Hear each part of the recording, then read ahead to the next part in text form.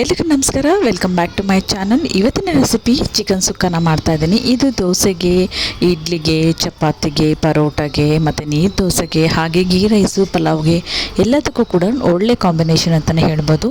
And ತುಂಬಾ ಈಸಿಯಾಗಿ ಯಾವುದೇ ರೀತಿ ರುಬ್ಬೋ ಅವಶ್ಯಕತೆ ಇಲ್ಲ.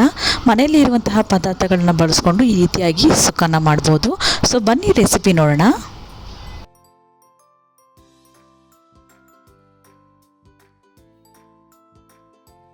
ಮೊದಲಿಗೆ ನಾನಿಲ್ಲಿ ಒಂದು ಅರ್ಧ kg ಚಿಕನ್ನ ಚೆನ್ನಾಗಿ ವಾಶ್ ಮಾಡಿ, ಉಪ್ಪು ಮತ್ತು ಅರಿಶಿನ ಹಾಕಿ ಚೆನ್ನಾಗಿ ವಾಶ್ ಮಾಡಿ ನೀರನ್ನ ಶೋಧಿಸ್ಕೊಂಡಿದ್ದೀನಿ.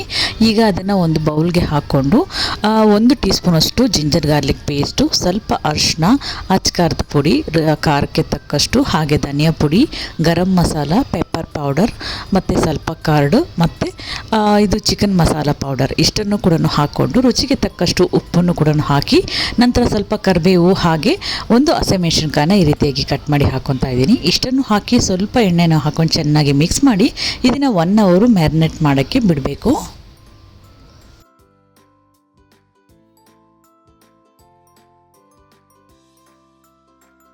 ಈ ರೀತಿ ಮ್ಯಾರಿನೇಟ್ ಮಾಡಿ ಇಡೋದ್ರಿಂದ ಟೇಸ್ಟ್ ಇನ್ನೂ ಚೆನ್ನಾಗಿ ಬರುತ್ತೆ. ಆ್ಯಂಡ್ ಈ ಒಂದು ಸುಕ್ಕ ಸ್ವಲ್ಪ ಮ್ಯಾಂಗ್ಲೋ ಸ್ಟೈಲ್ ಕೂಡ ಆಗುತ್ತೆ.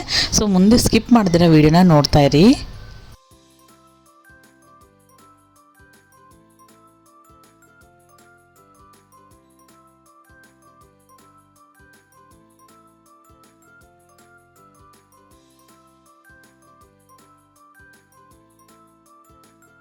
ನೋಡಿ, ಈಗ 1 ಅವರ್ ಮ್ಯಾರಿನೇಟ್ ಕೂಡ ಆಗಿದೆ. ಸೊ ಎಷ್ಟೊತ್ತು ನಾವು ಇದನ್ನು ಮ್ಯಾರಿನೇಟ್ ಮಾಡಿರ್ತೀವೋ ಅಷ್ಟು ಟೇಸ್ಟ್ ಬರುತ್ತೆ. ಸೊ ನಂತರ ಒಂದು ಬಾಣಲಿನ ಇಟ್ಕೊಂಡು ಅದಕ್ಕೆ 2 ರಿಂದ 3 ಟೀ ಸ್ಪೂನಷ್ಟು ಎಣ್ಣೆನ ಹಾಕಿ ಒಂದು ಮೀಡಿಯಮ್ ಸೈಜ್ ಈರುಳ್ಳಿನ ಈ ರೀತಿಯಾಗಿ ಸಣ್ಣ ಸಣ್ಣ ಕಟ್ ಮಾಡಿಕೊಂಡು ಹಾಕ್ಕೋಬೇಕು. ಈರುಳ್ಳಿನ ಹಸಿ ವಾಸನೆ ಹೋಗೋವರೆಗೂ ಫ್ರೈ ಮಾಡ್ಕೊಳ್ಳಿ.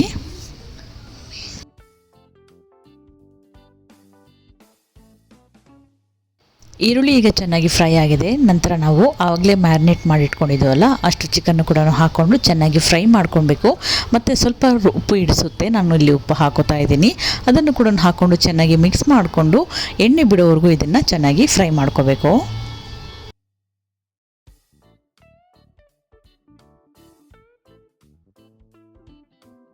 ನಂತರ ಬೌಲಲ್ಲಿರುವಂತಹ ಮಸಾಲೆಗೆ ಒಂದು ಅರ್ಧ ಗ್ಲಾಸಷ್ಟು ನೀರನ್ನು ಕೂಡ ಹಾಕಿ ಅದನ್ನು ಚೆನ್ನಾಗಿ ಮಿಕ್ಸ್ ಮಾಡ್ಕೊಂಡಿದ್ದೀನಿ. ನಾನೀಗ ಇದಕ್ಕೆ ಕೊಬ್ಬರಿ ಪೌಡರ್ ಹಾಕ್ಕೋತಾ ಇದ್ದೀನಿ. ನೀವು ಕೊಬ್ಬರಿನ ತುರಿದು ಹಾಕೋಬೋದು, ಇಲ್ಲ ಗ್ರೈಂಡ್ ಮಾಡಿ ಕೂಡ ಹಾಕೋಬೋದು. ನಾನಿಲ್ಲಿ ಕೊಬ್ಬರಿ ಪುಡಿನ ಒಂದು ಅರ್ಧ ಕಪ್ಪಷ್ಟು ಆಗೋಷ್ಟು ಹಾಕ್ಕೊಂಡಿದ್ದೀನಿ. ಇದನ್ನು ಹಾಕಿ ಚೆನ್ನಾಗಿ ಮಿಕ್ಸ್ ಮಾಡಿಕೊಂಡು ಈ ರೀತಿಯಾಗಿ ಎಣ್ಣೆ ಬಿಟ್ಕೋಬೇಕು. ಅಲ್ಲಿ ತನಕ ಇದನ್ನು ಚೆನ್ನಾಗಿ ಫ್ರೈ ಮಾಡ್ಕೋಬೇಕು.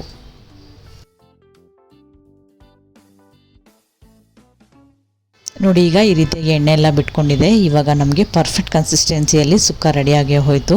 ಸೊ ಈಗ ನಾವು ಸ್ವಲ್ಪ ಕೊತ್ತಂಬರಿ ಸೊಪ್ಪನ್ನು ಹಾಕ್ಕೊಂಡು ಒಂದೊಳ್ಳೆ ಮಿಕ್ಸ್ ಕೊಟ್ಕೊಂಡ್ರೆ ನಮಗೆ ಇಲ್ಲಿ ಸೂಪರ್ ಟೇಸ್ಟಿಯಾಗಿರುವಂತಹ ಚಿಕನ್ ಸುಕ್ಕ ರೆಡಿಯಾಗಿ ಹೋಯಿತು. ಇದು ಚಪಾತಿಗೆ, ದೋಸೆಗೆ ಎಲ್ಲದಕ್ಕೂ ಪರ್ಫೆಕ್ಟಾಗಿರುತ್ತೆ. ಒಮ್ಮೆ ಟ್ರೈ ಮಾಡಿ ಹೇಗೆ ಬಂತು ಅಂತೇಳಿ ನನಗೆ ಕಮೆಂಟ್ ಸೆಕ್ಷನಲ್ಲಿ ತಿಳಿಸಿ.